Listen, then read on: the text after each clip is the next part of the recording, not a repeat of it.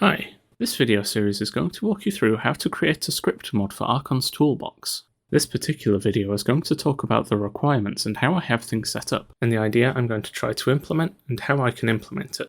To make a mod, all you really need is a text editor or IDE, preferably with Lua linting. And while it's not technically a requirement, I highly recommend extracting and decompiling the game's Lua scripts. Being able to look at the decompiled Lua scripts is going to help you understand what you have access to and how you can use it.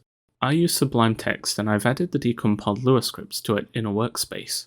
This lets me do things like hover over a function to see its definition and or references, so I know exactly what it does and how to use it. It also adds autofill and the ability to search through the scripts with ease. Being able to search the scripts, especially with regular expression support, is a lifesaver.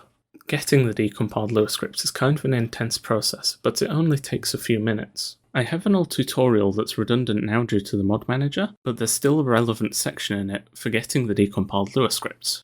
I'll leave a link with a timestamp in the description. Here's my workflow for making a mod. First I come up with the idea, then I throw together a prototype of the core mechanic that I can run and reset instantly using the runtime code loader. Then I move the code into a proper script that I can expand upon. Then once I'm done, I just zip it up and it's ready to be shared. I've covered the requirements. Now it's time for me to cover what kind of mod I actually want to make. I want to make a mod that reworks the Raise Dead spell. The spell's really good, but not in the way I want it to be good.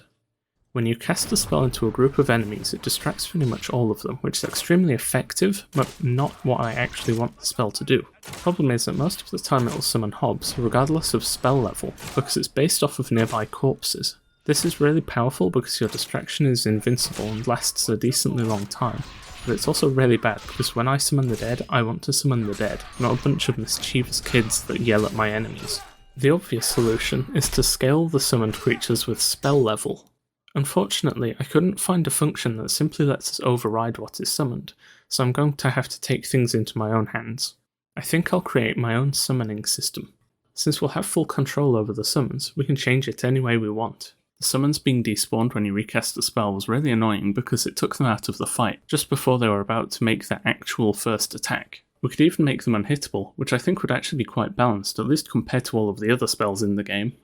We could even let the player choose what type of NPC is spawned and at which levels, and have the charge level increase their lifespan, speed, and damage multipliers. It's easy to get excited over things like this, because for every aspect of the game there's a million things we can improve. So how am I going to do this? Here's the plan.